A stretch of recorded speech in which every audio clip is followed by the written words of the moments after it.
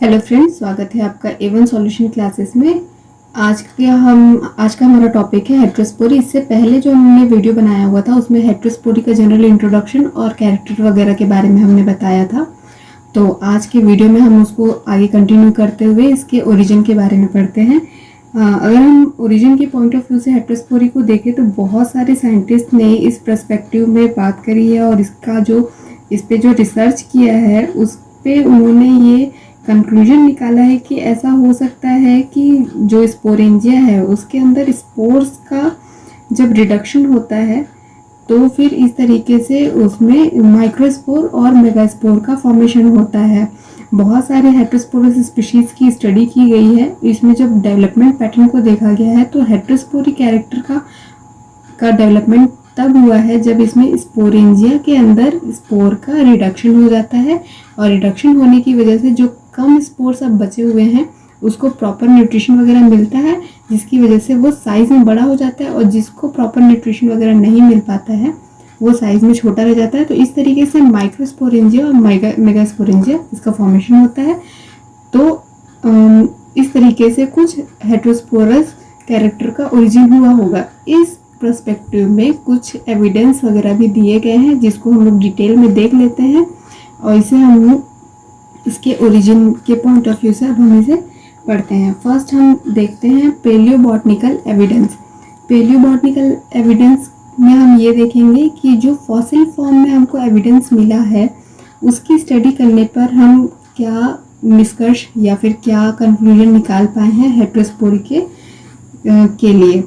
तो palaeobotany evidence में हम देखते हैं कि जो फॉसिल रिकॉर्ड पाए गए हैं उससे हमको हेट्रोस्पोरिस प्लांट के बारे में क्या एविडेंस मिले हैं। तो जब अगर हम पेलियोबॉटनी के पॉइंट ऑफ व्यू में देखें तो उससे हमको पता चलता है कि काफ़ी सारे डिफरेंट प्लांट ग्रुप्स थे जिसमें हेट्रोस्पोरी कैरेक्टर पाया गया था। जिस तरीके जैसे कि लेकोप्सीडा, स्फिनोप्सीडा और टेरिप्सीडा, इनके अंदर आने वाले बहुत सारे हेट्रोस्पोरस जीनस थे जो कि लेट डेवोनियन और अर्ली कार्बोनिफेरस एरा में पाए गए थे। लेकोप्सीडा, स्नेप्सोप्सीडा और टेरिप्टोप्सीडा, ये जो थे इनके बहुत सारे हेट्रोस्पोरस जीनस जो थे वो लेट डेवोनियन और अर्ली कार्बोनिफेरस एरा में पाए गए थे। इसके बाद विलियमसन और स्कॉट नाम के साइंटिस्ट थे 1894 में। इन्होंने क्लेमाटोस्टिच की दो स्पीशीज का खोज किया था। एक थे बेनियाना और दूसरे थे कैशियाना। ये दो स्पीशीज की इन्होंने खोज करी और इसमें बताया कि जो बेनियाना स्पीशीज है ये जनरली होते हैं होमोस्पोरस, और जो कैशियाना स्पीशीज थे ये हेट्रोस्पोरस होते हैं।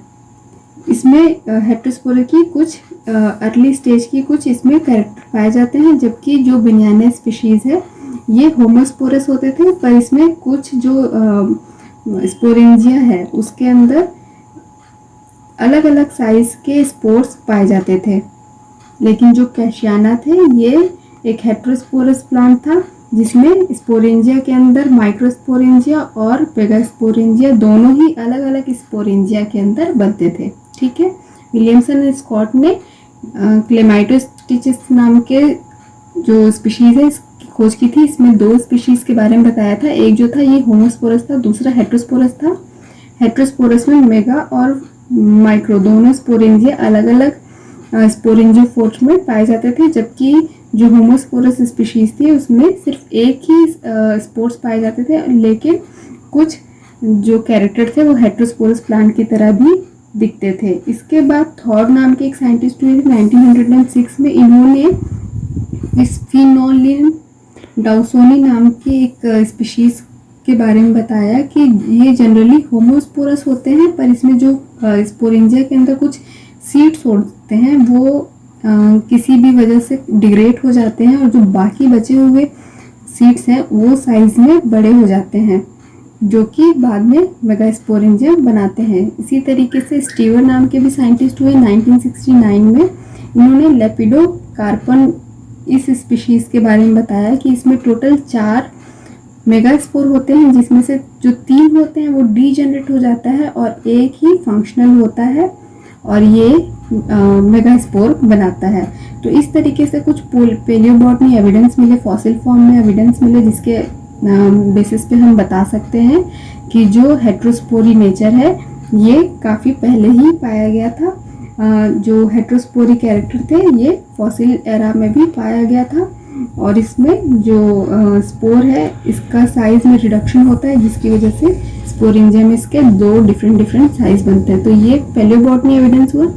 नेक्स्ट जो है वो हम देखते हैं डेवलपमेंटल एविडेंस।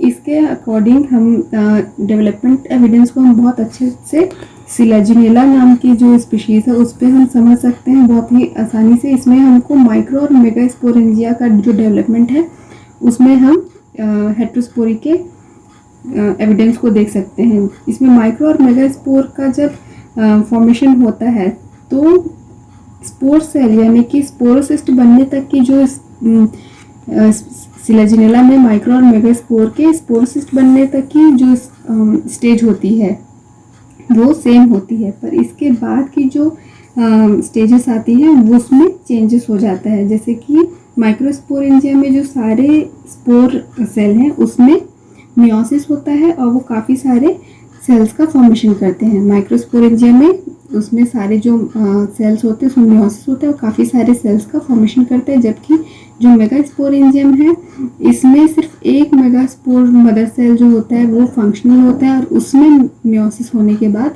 4 फंक्शनल मेगास्पोर का फॉर्मेशन होता है। तो इस तरीके से डेवलपमेंट के बेस पे हम सिलेजिनेला में देख सकते हैं कि 2 तरीके के स्पोर्स का फॉर्मेशन हुआ है। माइक्रोस्पोर जो कि मेल गैमेटोफाइट को डिनोट करता है और मेगास्पोर जो कि फीमेल गैमेटोफाइट को डिनोट करता है। तो ये हमने डेवलपमेंटल स्टेज पर देखा कि किस तरीके से हेट्रोस्पोरस प्लांट का डेवलपमेंट हुआ है डेवलपमेंटल एविडेंस में। इसके बाद हम देख लेते हैं एक्सपेरिमेंटल एविडेंस में। एक्सपेरिमेंटल एविडेंस को हमने सिलेजिनेला और मार्सिलिया इन दोनों में काफ़ी हद तक समझा है। बहुत इसमें एक्सपेरिमेंट हुए हैं और बहुत ही इसको ईजिली प्रूव किया जा सकता है सिलेजिनेला और मार्सिलिया में एक्सपेरिमेंटल एविडेंस के थ्रू। ग्लोबल नाम के साइंटिस्ट हुए थे 1903 में। इन्होंने बताया था कि न्यूट्रिशन फैक्टर जो होता है ये हेट्रोस्पोरी कैरेक्टर के लिए रिस्पॉन्सिबल होता है। जैसे कि मैंने पहले ही बताया था कि जैसे मान लीजिए फेवरेबल कंडीशन में स्पोर्स का फॉर्मेशन हो रहा है, पर कुछ ऐसे सिम्टम्स हो जाते हैं, कुछ ऐसे नेचुरल फैक्टर्स आ जाते हैं जिसकी वजह से जो स्पोर्स होते हैं उसमें से कुछ स्पोर डीजेनरेट हो जाते हैं और जो बाकी जो बचे हुए स्पोर्स होते हैं उसको प्रॉपर न्यूट्रिशन वगैरह मिलता है और वो साइज़ में बड़े हो जाते हैं, वो मेगास्पोर बनाते हैं। और जो बाकी दूसरे स्पोरेंजिया के जो स्पोर्स होते हैं उसको प्रॉपर न्यूट्रिशन नहीं मिल पाता है, वो उसमें से कुछ डिग्रेड नहीं होते, सारे स्पोर्स उस तरीके से रहते हैं, उसमें से कुछ भी डिग्रेड नहीं होता है तो उसको ऑब्वियसली न्यूट्रिशन कम मिलता है, तो वो माइक्रोस्पोर का फॉर्मेशन करते हैं।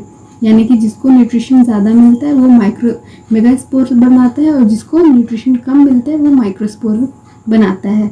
तो इस तरीके से हमको कुछ एविडेंस मिलते हैं जिसमें हम बता सकते हैं कि किस तरीके से हेट्रोस्पोरी कैरेक्टर का ओरिजिन हुआ है।